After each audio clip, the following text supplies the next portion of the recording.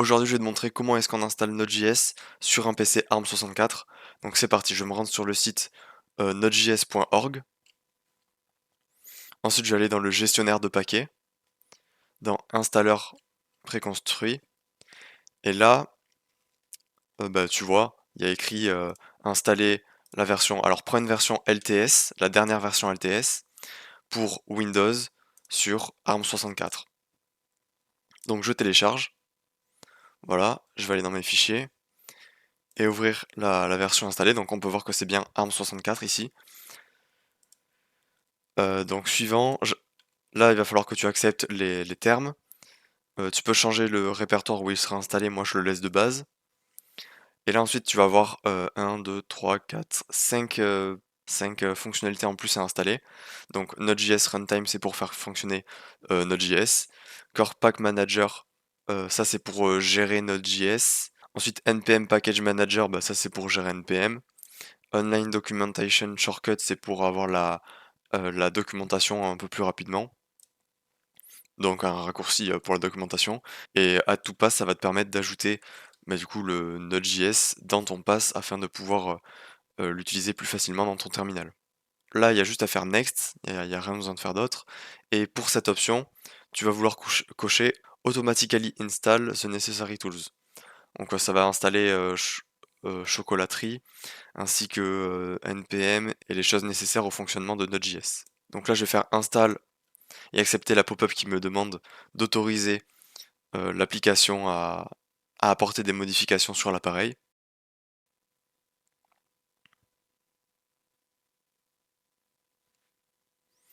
Et voilà, donc c'est bon, là j'ai installé Node.js. Et donc comme c'est écrit juste ici maintenant, ça va installer les paquets nécessaires au fonctionnement de Node.js, donc savoir Python et Visual Studio Build Tools. Donc comme c'est écrit, je vais faire appuyer sur une touche pour continuer. Donc j'appuie sur Entrée. Je re-appuie de nouveau sur une touche. Voilà, là ça me demande d'autoriser les modifications sur mon appareil, je vais mettre oui. Et ça va m'offrir une pop-up PowerShell d'administrateur. Donc là c'est en train d'installer tout ce qu'il faut. Et tu vas voir que ça fait et tu vas voir que tu auras un écran similaire à ça.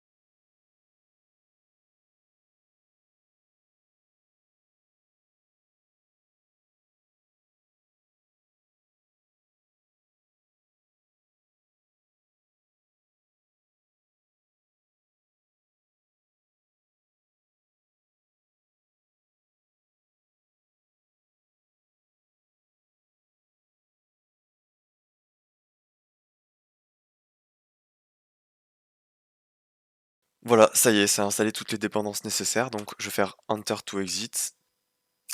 Et en fait, là, il reste plus qu'à actualiser les variables d'environnement pass pour pouvoir les exécuter depuis la console.